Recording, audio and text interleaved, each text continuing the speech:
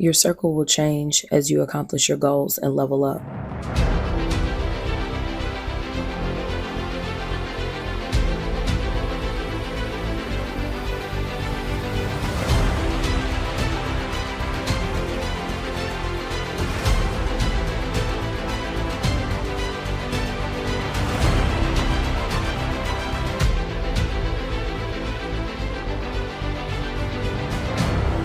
Everybody can't go.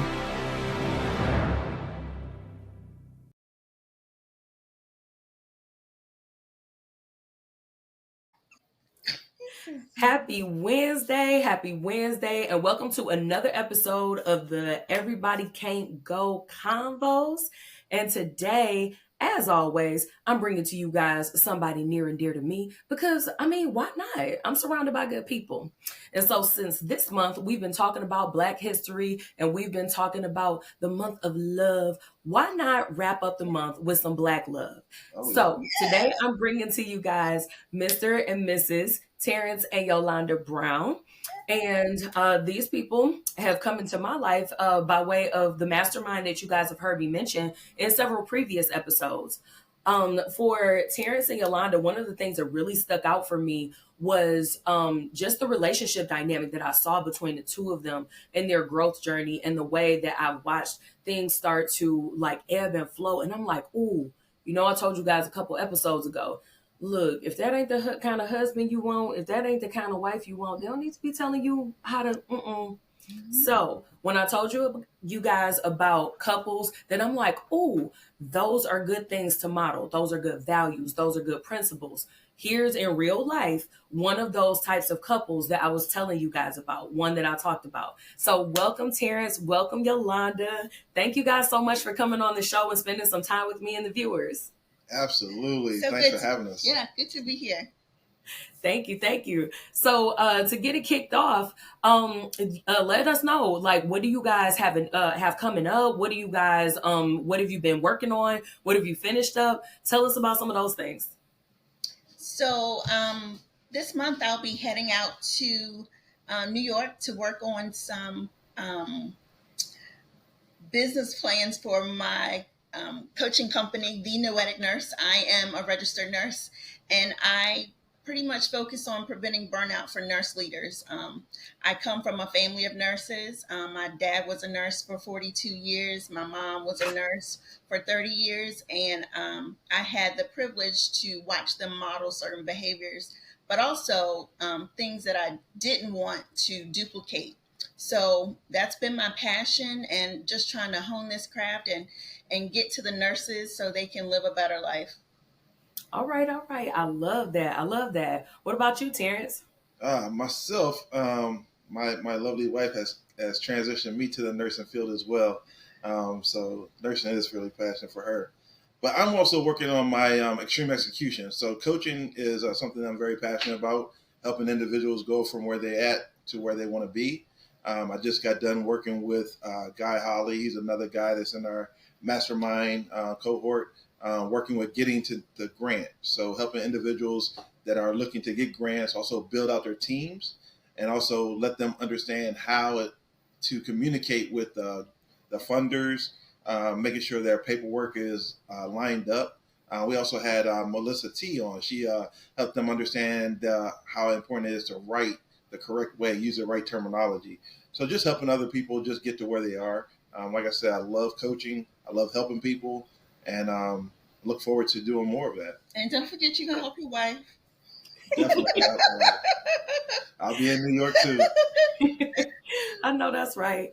And for you guys, I got to drop my shout outs in there. Shout out to Guy Holly of getting the grants.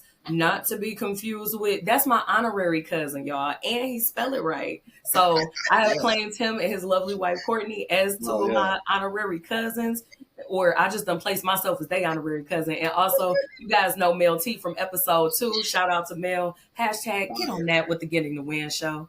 So one of the things that I wanted to talk to you guys about today was describing for us, like, during your growth journey, both individually, how did both of you guys start your growth journeys? And then how did that work as you guys were both growing and then bringing all of that stuff together? I think I think for us, when we initially started the mastermind, our focus was really on our marriage.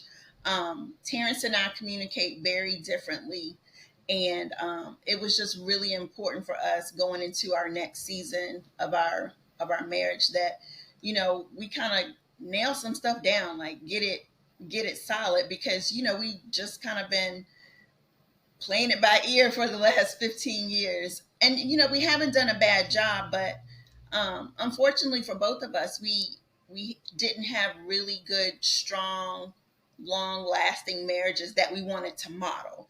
Like, we had people that were married, but not necessarily want to go through what they went through and do those things in our marriage. So I think that was the biggest thing. And, for him, he pushed me to be better. And I think that's where it started, because it was Terrence helping me to adjust my mindset. And then with that, it just bloomed. Like, it just turned into something that I don't think we even imagined that we would be here, because, we were nurses. We thought, it's good, I'm okay. Like, our career path is all right. We want to get our marriage good, but we are definitely in a very different and phenomenal place right now.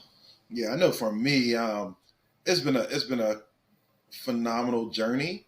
I remember sitting at this table and listening to ET, listening to the motivational videos, and we're just blown away just from the motivational, because I come from a sports background. When I got included in going to the conferences and learning more about what they were actually doing, I was like, this is fire. This is something I need to be a part of. And just by watching the videos, just by listening to everything he was saying, I learned very quickly that everybody can't go. I ended up leaving my job that I had for 19 years to pursue something different, because I found value in myself. I understood what I brought to the table. So that pushed me. And then once that first domino fell, I started seeing more and more of that. When I had the opportunity to go to 120 in Atlanta, totally blew my mind. That was my first in-person conference. And the only thing I didn't like about what I was doing is that I was moving at such a rapid pace, at which we learned this now with the flight assessment. My ground crew is a 10. So I'm super fast. And what was happening is I was learning everything, but I was leaving my family behind. Mm-hmm.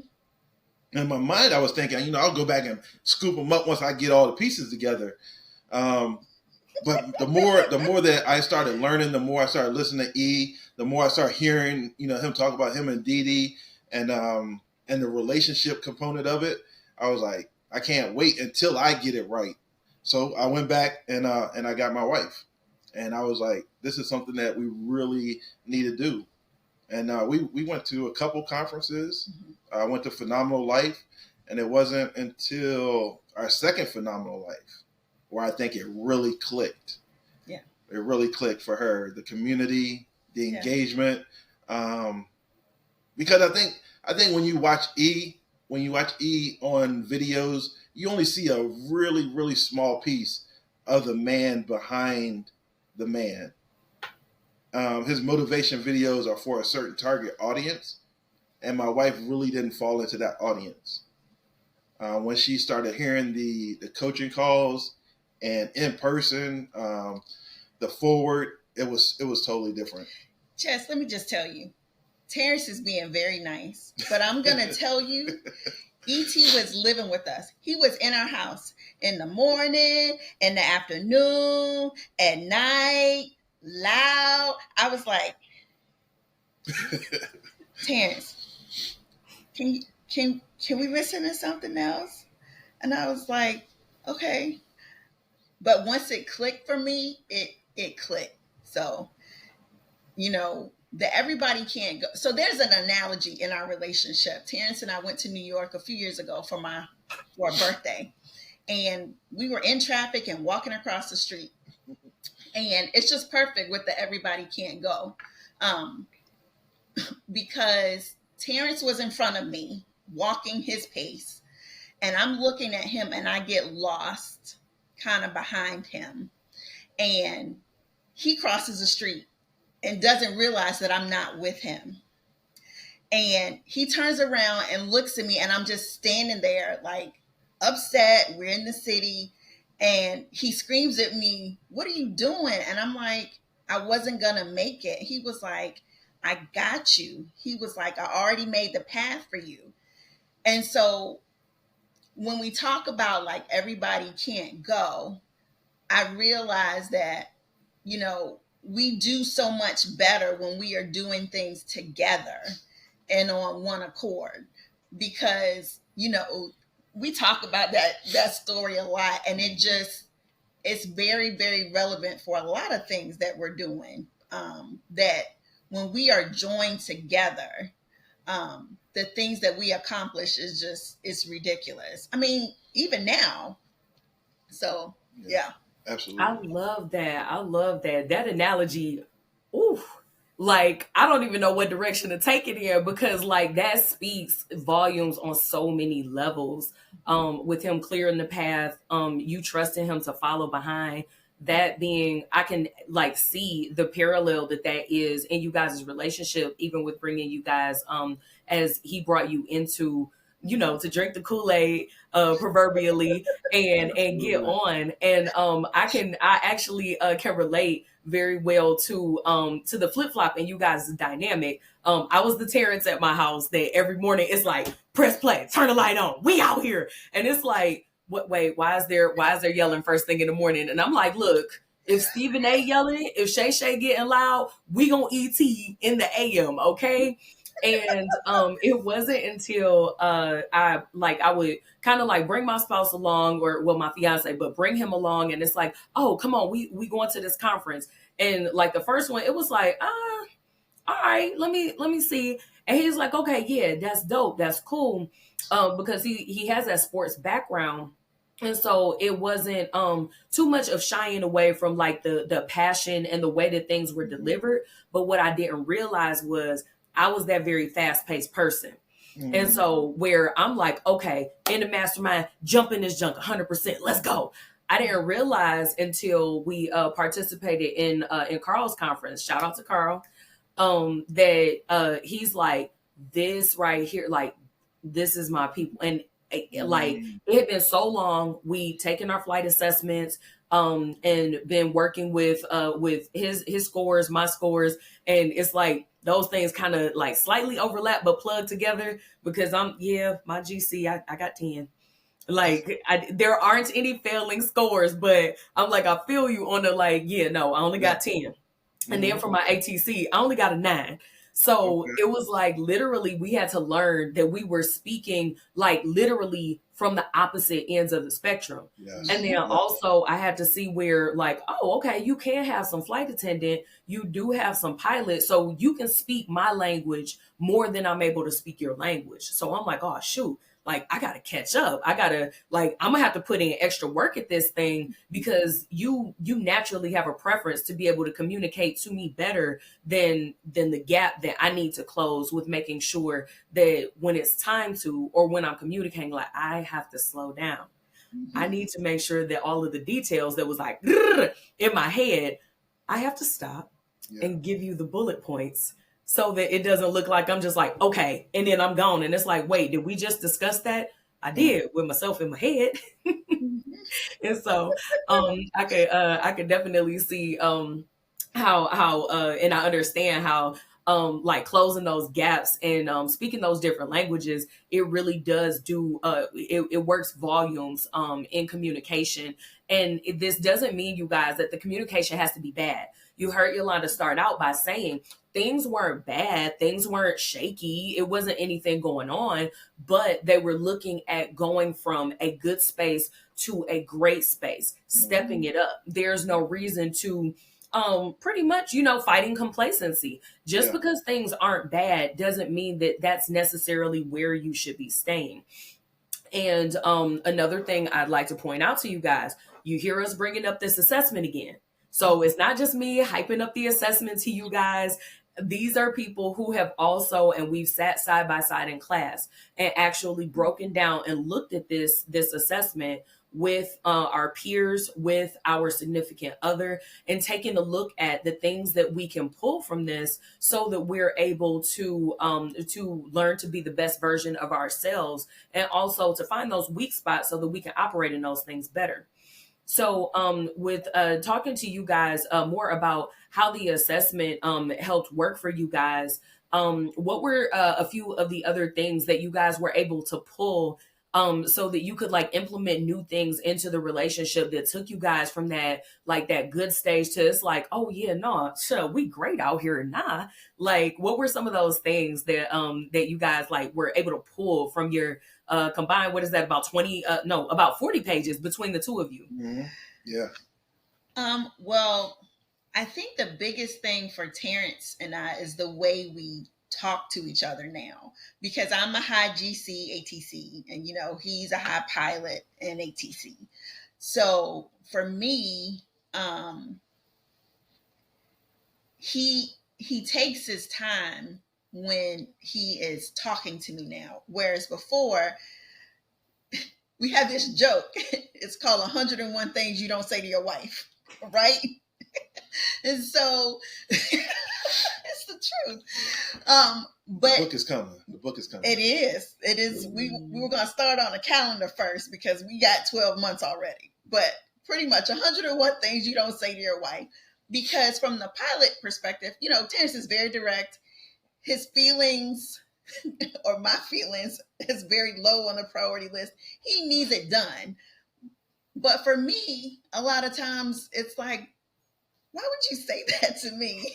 So now, when he's telling me something, he takes his time and he's a lot more detailed. So I'm not just looking at him like, what? And it's so endearing because I know that's not his natural. And I know he is really taking his time to figure out what to say to me to accomplish the thing that is important to him.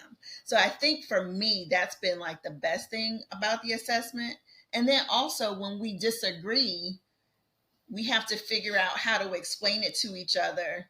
And for me, in like pilot terms, and for him, it's like I have to understand like these things are important to him, and he's not going to necessarily display that in a GC manner, right? But if he is telling me something as a pilot, I have to understand that that is important to him, and I need to figure out what I need to do to make sure I'm addressing his feelings. So, yeah, I think the biggest thing is just self-awareness with the flight assessment. I think prior to taking the flight assessment, I took it when it was a disc assessment when they first introduced it.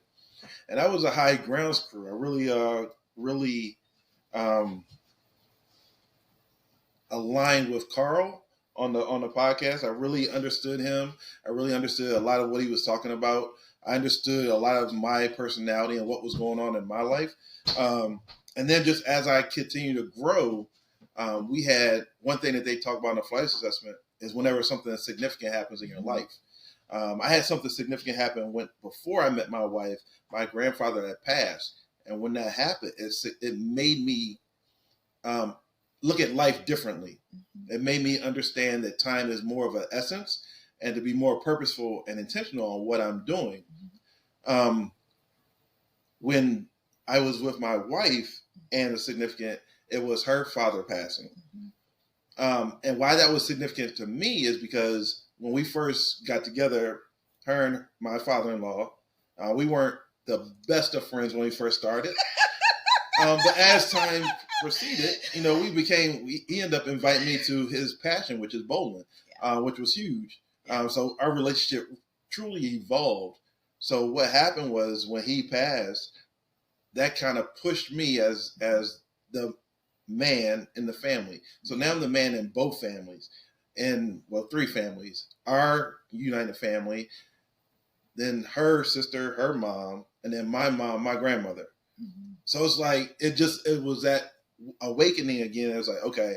And that's why I think I gravitated to the pilot. And so like, okay, what do we need to do now? What do we need to do? How do we need to get it done? Because my ATC is making sure that I fill in all the gaps. It's making sure that I cross off, all right, point 1, point 2, point 3. And then my it's also making sure that my ground screw doesn't mess up, because I'm checking the balance before I deliver the information. And I think that's the biggest thing that I've learned with her, is that she wants to also make sure that the checks and balances are done. In my head, I've already checked, I balanced, I looked at the what may come up 2, 3, 4, 5 steps ahead. So my ATC is trying to out ATC him because she does it all day at work. And Moose talked about this, decision fatigue. Mm-hmm. So she is a high level at her job, and she makes a lot of decisions. She does a lot of work. And when she comes home, I think she just wants to be mom. She just wants to be wife, which I am great with that. But then she wants to get on the ATC with me. You know, when you smile, you're not telling the truth.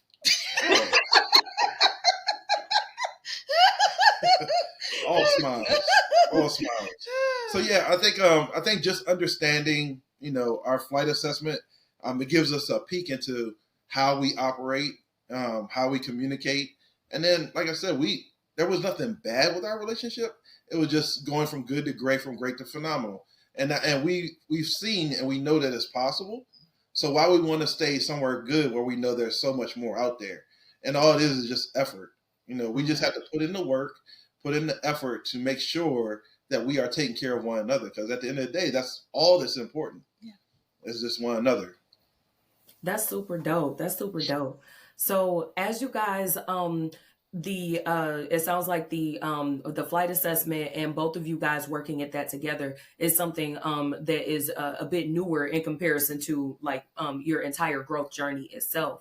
So when you guys let's rewind back a few years further, as you guys were, building your marriage together, and you both were growing individually, bringing that back into the household and everything, what were like some of the challenges that you faced when you started to like come to realize like, oh, I'm at my first everybody can't go type moment, like whether that was in your friend circle, did it show up for you in job situations? How did that like first emerge for you guys? Wow. So for me, Terrence and I have kind of been on this path where I do a little bit, he does a little bit, never really congruent, like never really at the same time. And when we started to reprioritize like our marriage and things that were important to us, for me, my friend group wasn't reflective of what I wanted in my marriage. So I had a lot of single friends, and, a lot of things that I was experiencing, in my marriage, it was like asking somebody to change a tire that had never like ridden in a car. So, with that, I had to separate myself from them because, I'm married and my priorities are different now. Like divorce is not an option. Like we got to figure this out.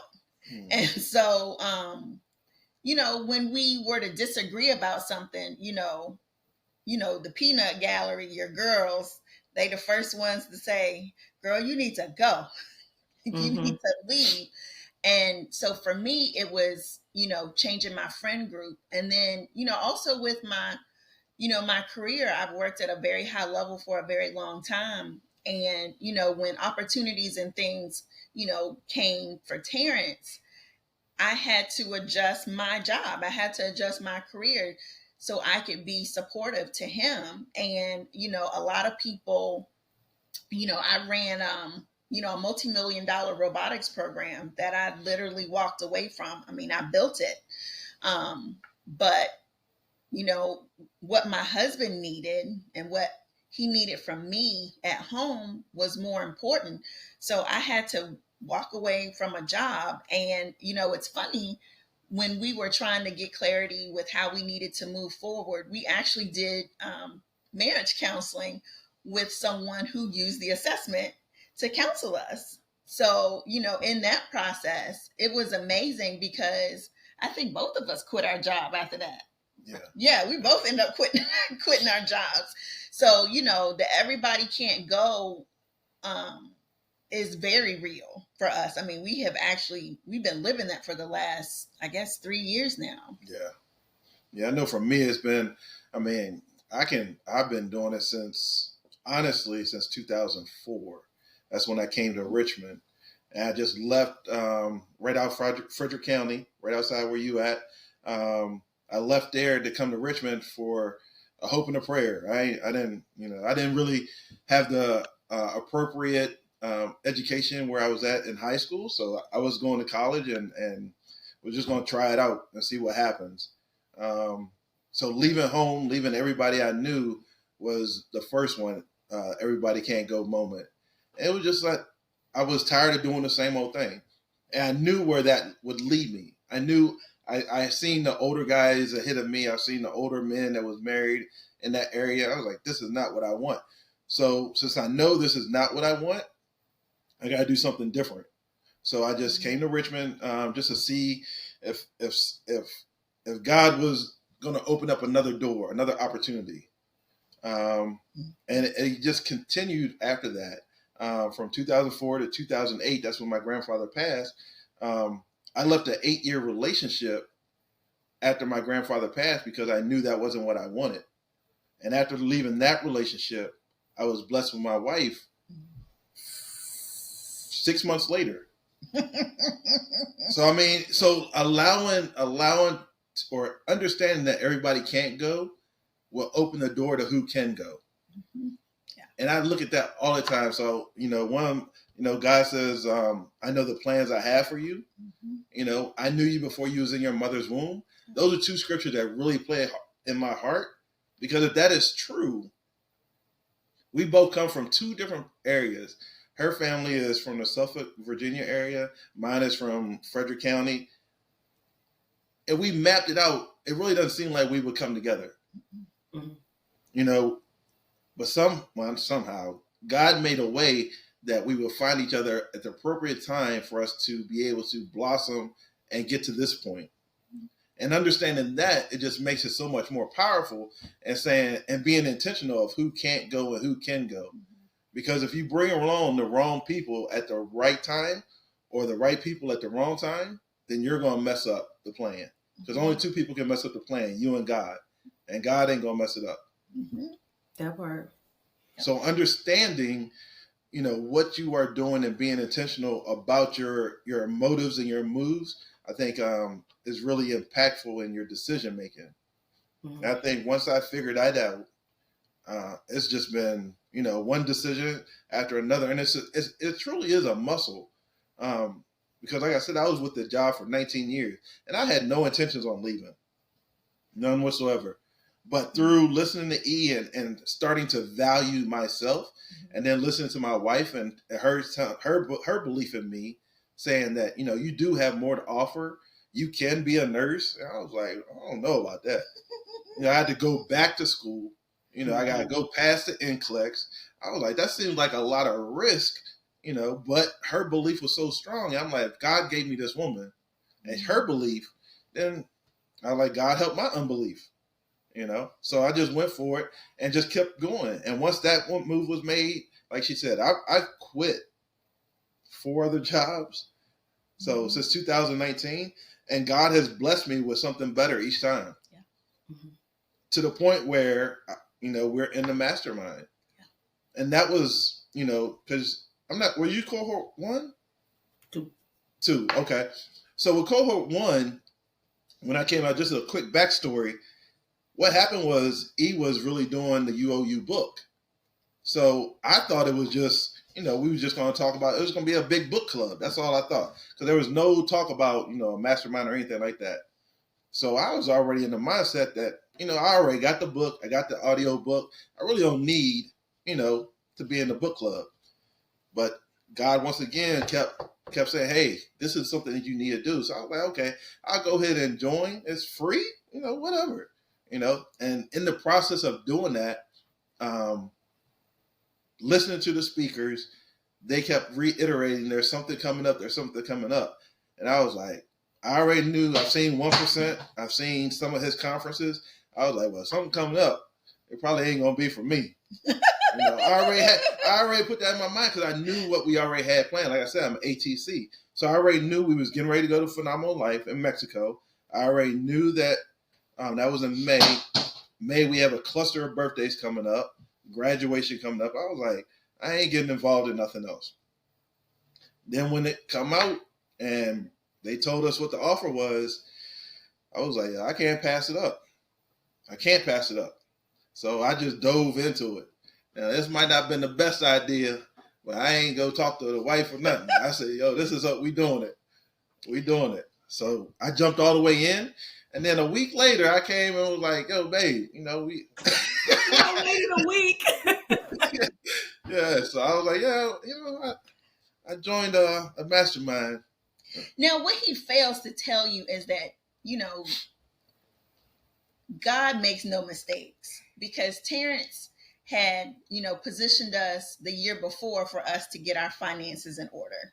Mm-hmm. So when the mastermind came around, we were in a position where we were able, to do the mastermind, and, it was a good decision for us. It wasn't a stressful decision, and we ended up, very much in a better place, now having 2 businesses, and being in a community where we are blossoming and understanding, if you look at the 5 people that you surround yourself with, mm-hmm.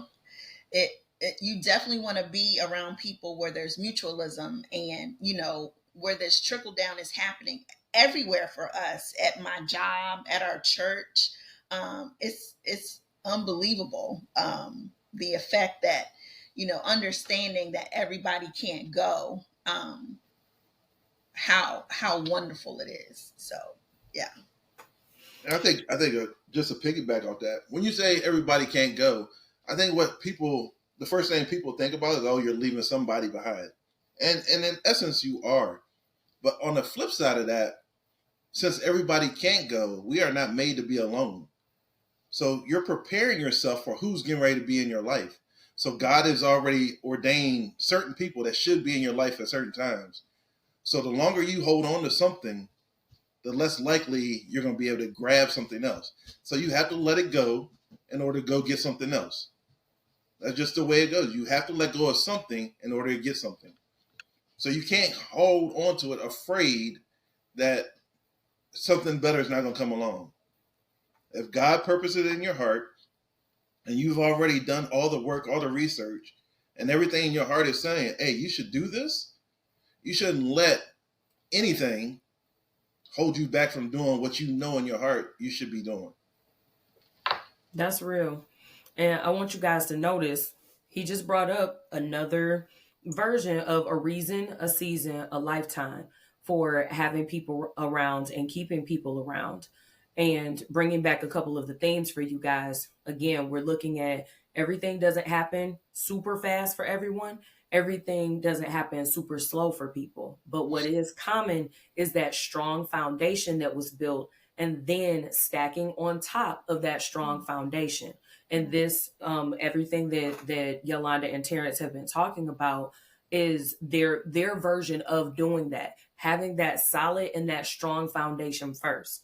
And even before you guys were making different shifts and other things, I just love your language and the way that you guys described the things that were happening for both of you guys individually as well as collectively, that you have that inward, like that self-assessment portion first. And then the self-assessment wasn't just the self-assessment in the singular, it was in the 2 of you.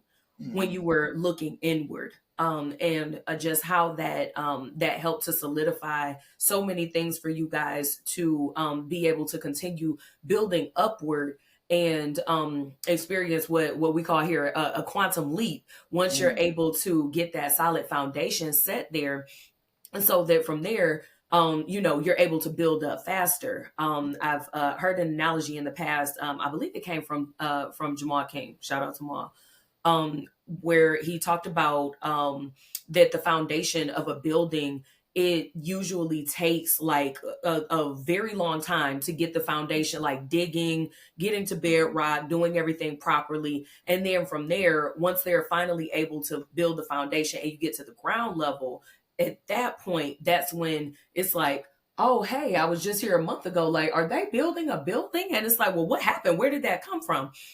And so that's kind of the same thing that I notice across everyone that I bring on, as everyone is sharing their journey. There's always a lot of inter-reflection.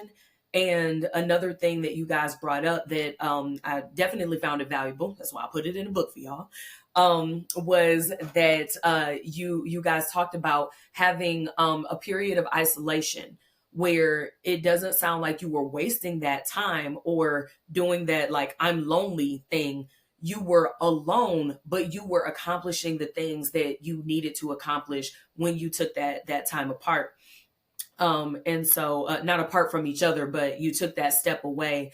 And when you guys were in your singular before you came together. That's just something else that I want to reiterate for you guys as you're going through the book.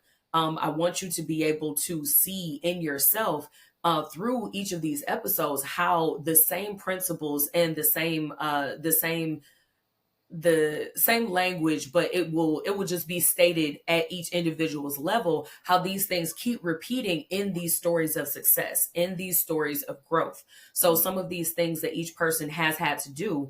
And then also pointing out for you guys are another one of those, I don't know whether to consider it lucky because everybody has to have their own individual journey. But it was nice to hear and have another example of that everybody can't go experience or story. It doesn't always have to be filled with the drama and like catty stuff or, a lot of just different like forms of animosity. I've reminded you guys several times, like, hey, this doesn't always have to be a negative thing. Even though that is something that could emerge when you're focusing inward, when you have that vision written down, and so you know what you're focusing on as you're moving forward. Those are two of the things that really help, and I'd like you guys to pay attention that stuck out in everything that Yolanda and Terrence just talked about. They were focused on self-achievement, self-growth, and the growth within their marriage. And so there was a focus. There was something written down.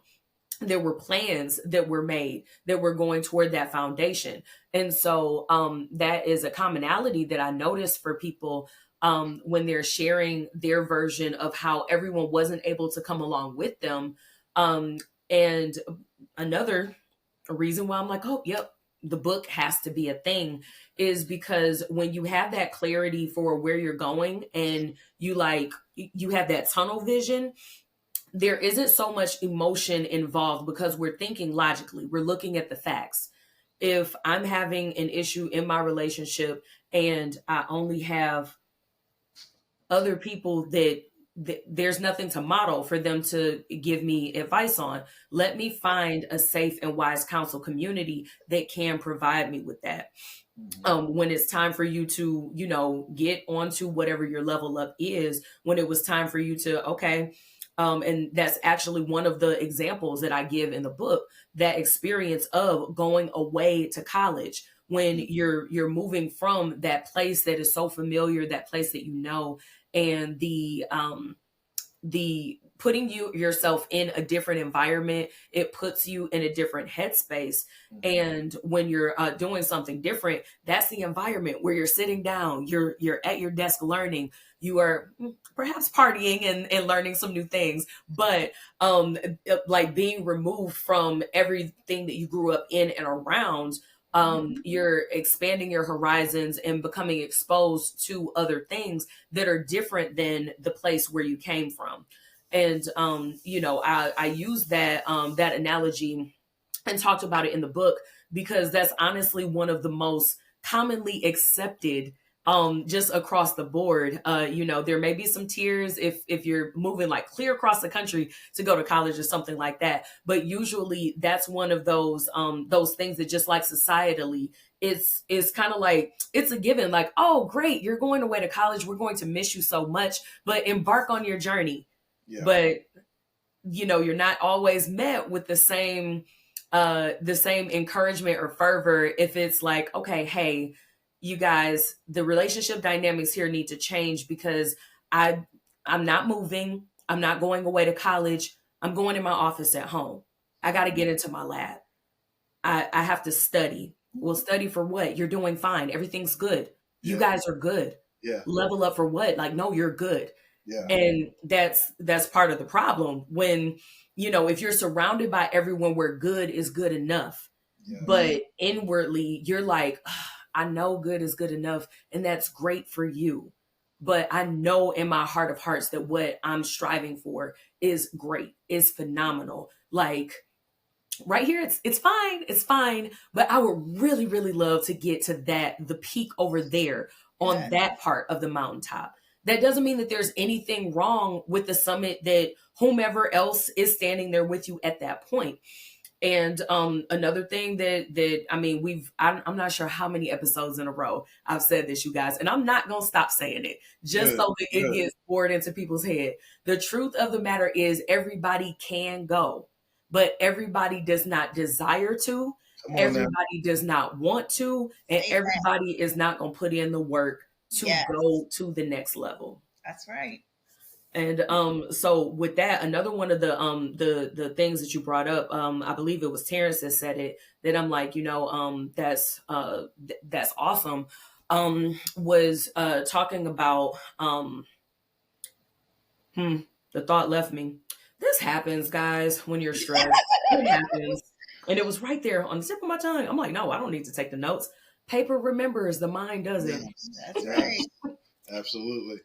But one of the things that you were talking about with friendship dynamics and moving on, when you were talking about possibly like messing up an opportunity, that portion of what you said, that is so real. One of the things, and I believe I shared this with you guys before a couple months ago. One of the things that it wasn't until it came full circle for me that I really noticed, as I had a hard time with allowing my heart to let go of some of the people that I previously spent a lot of time with. It wasn't until I arrived and I got to that room and got to the environment where I began to meet people like you guys, and to be like, right up under what E is teaching. Like, it's not just that guy that she always listens to on YouTube anymore. It's like, like he's literally right there. Like, just what up? Like, it wasn't until I got to that point that I was like, dang.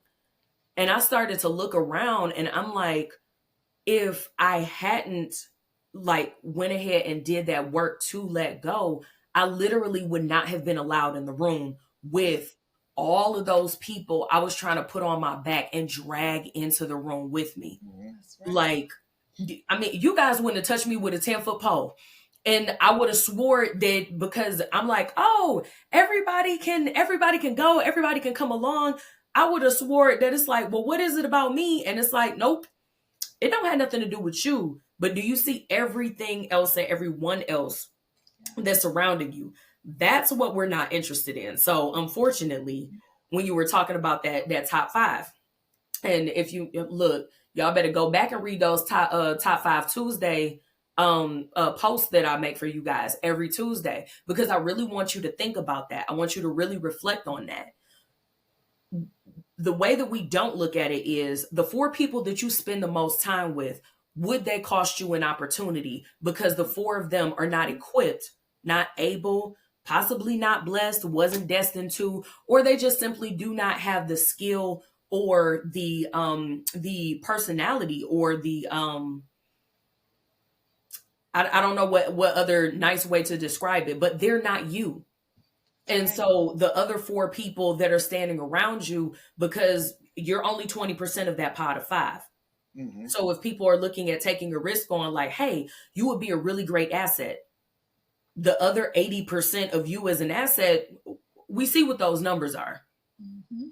So it could definitely cost other folks opportunities. So with you bringing that up, had you guys always kind of looked at your circle in that way, or did it just kind of like naturally happen as you guys were moving through your growth journey, and it was just like individual instances where you just kind of noticed like, yeah, no, this it's not in alignment with the plan? I think for me, I was the one that was trying to make sure everybody could go. And part of that is because that's kind of what I saw my parents do. You know, my dad was the second of 11 and my mom is the fourth of 6. And had a mindset shift pretty early on in their life. And unfortunately, you know, a lot of people close to them did not. And some of the people that they were able to touch did, but, you know, they always wanted to make sure people had the experience and the opportunity. And I saw how much angst that caused them, and, you know, how hard they worked, you know, and with just little appreciation to or understanding of what it took for all those things to happen. And you know, my husband very much was like, you know, you need to reevaluate, you know, what you're doing and how much you give. He was like, because you'll be naked because you didn't gave somebody the shirt off your back. And every once in a while I still get caught up. But I'm a little bit more, you know, aware of it now. So yeah, more me than him. Yeah. I mean, this goes back for me for a long time. My mom, she moved us from Frederick County to West Virginia, and that's where I grew up. So I learned very fast that everybody can't go, because I was bigger than everybody that I was around for my age. And then I ran into a lot of trouble because I was the outsider. So I would get into it with the other guys for whatever reason. And that would just continue on until I got older. Me and my 2 brothers, we always had a conversation where we meet somebody, you know, common courtesy, you know, how you doing? What have you been up to? And if we hear, oh man, same old, you know, I ain't been up to nothing, that's a red flag automatically. It's like, this is somebody that can't go. Because there's no way in a time that I saw you last that nothing has gone on, and you don't have nothing to share, you're not doing anything different, you're still running with the same people, the same thing, like you're watching the same episode over and over. So that's really where it started young for me, that everybody can't go. And now for me as an adult, the ones that I'm concerned with is my family. You know, exposure is everything. And I stole a lot of my stuff from Jamal. Shout out to Jamal earlier. When I heard him say, you know, I prayed for this circle of men because I felt like I outgrew my circle, I said, I mean, if it worked for him, you know, why not use it? You know, so I used that, and I started praying that prayer. You know, bring us a circle of married individuals, of collected minds, of men that I can share and grow with. And I just kept doing it and kept doing it. And all of this has came about, you know, over the last, you know, like I said, 4 or 5 years. We was on the seesaw, like we said, back and forth, but I was already doing better than than the generations before me. And it wasn't until I got exposed to the newer things, what could be, what could happen, that I was like, oh, it is possible. I didn't know it was possible because I'd never seen it before. I never was exposed to it. So my eyesight was just very, very physical. I really didn't have vision until I got into the ETA community. And I just started hearing it and started listening. I was like, okay, it's possible.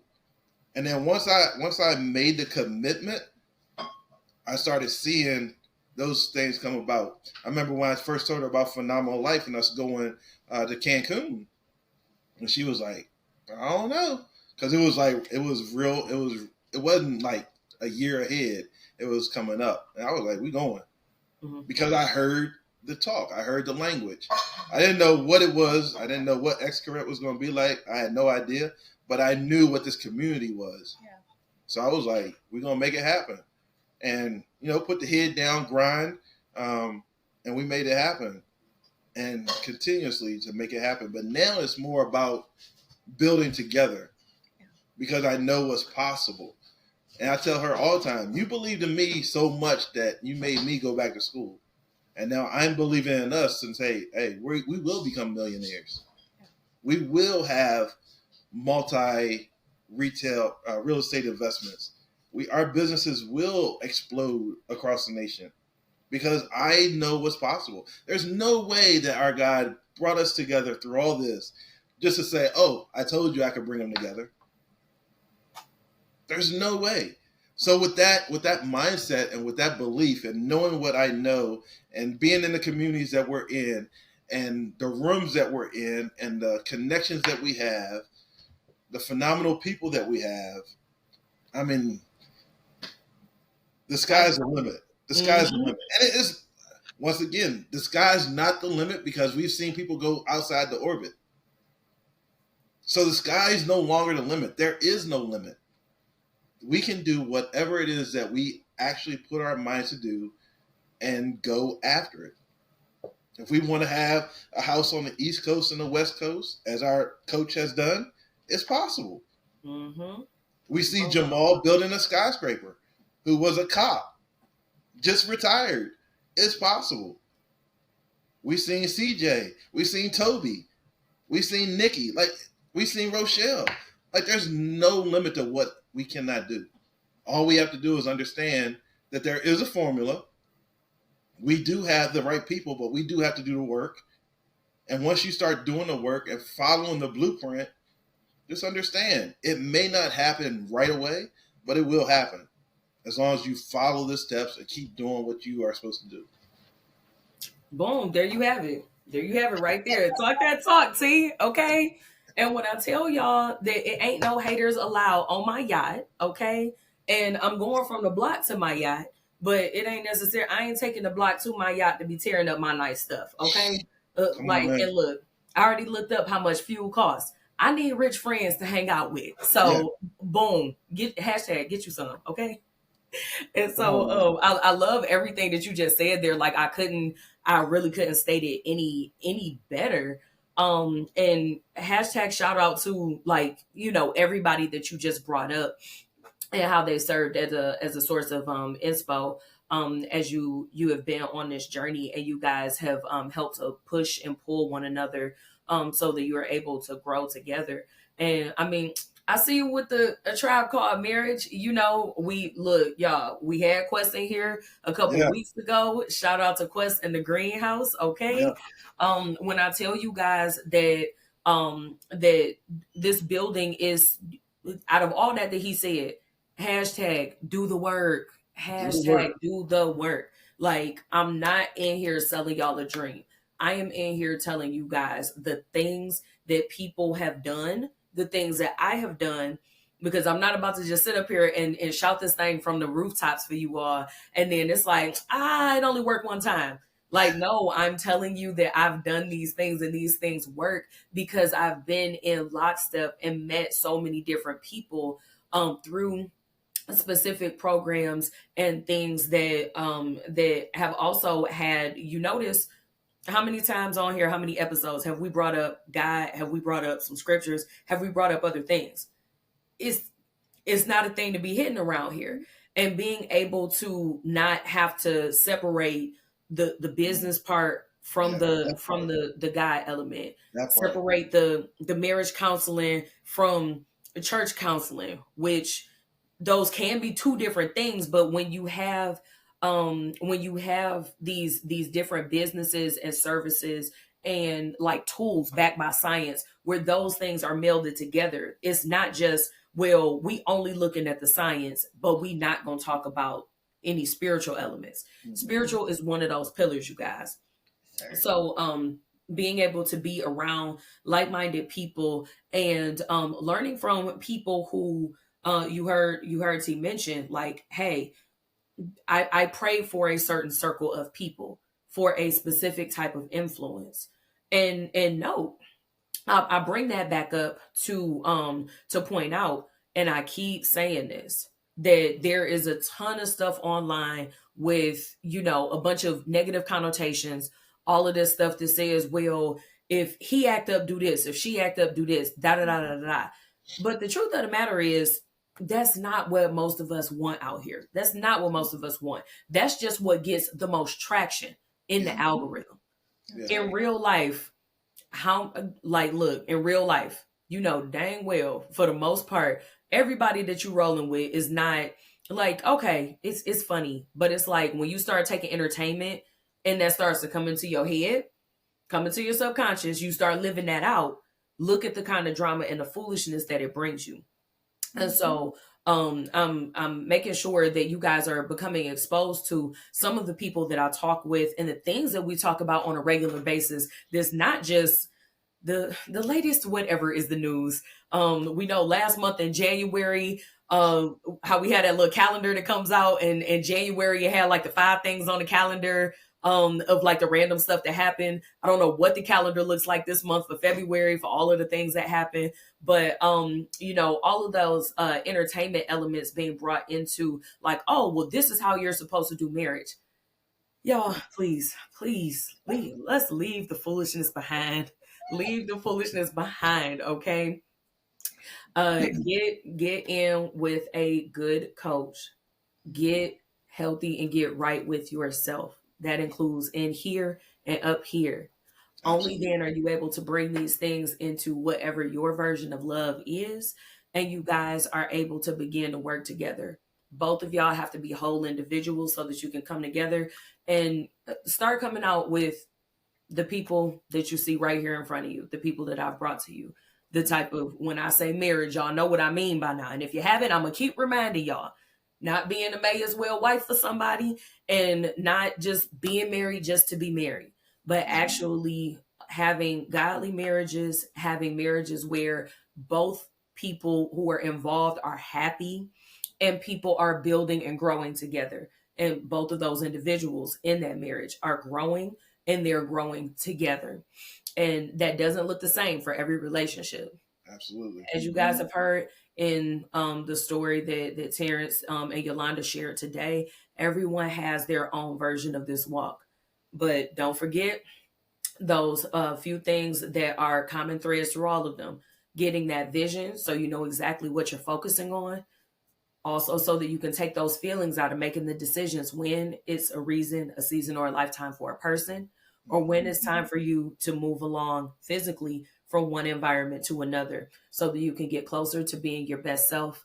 And since it's Black History Month and the love month with Valentine's Day, also remember that until you do those first 2 things, any of the problems that you just kind of let linger, those are things that you're going to bring with you into the marriage when you do decide to get to the point of making that union. So I want to thank you guys so much for taking the time out with us this evening. It's the little late night, and I really appreciate you guys. And thank you so much for sharing just all of the nuggets that you guys dropped there, and just all of the wisdom that was packed in there. I mean, even myself, I'm gonna have to replay this joint back because like my mind was blown too when you said when somebody's response is, "Oh, ain't nothing going on, same old," and I was like, my God, like I'm gonna have to run this episode back so that I can take notes on everything, since I wasn't just like furiously writing as you were just like going. And I really appreciate you guys. And I know, Yolanda, we're gonna have you back, honey. We are going to have you back. Anytime. Get an audience a hair flip for us one time. Just, okay. Hashtag long hair don't care gang. Okay. No extensions needed. I know that we will definitely have to have you back. So that we can take an even deeper dive with just us girls, so that we can talk more about like what that circle looks like as you are transitioning from like living that single life into marriage, and then also just some of those red flags to look for when it's not working. Can it work? Yes. Does it always work? No.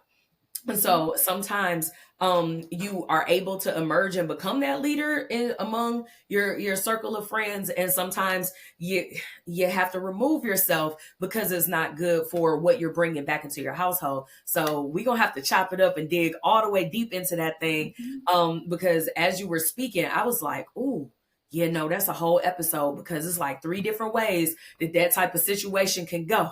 And that's something that I'm excited, and we'll have to dig into that some more specifically.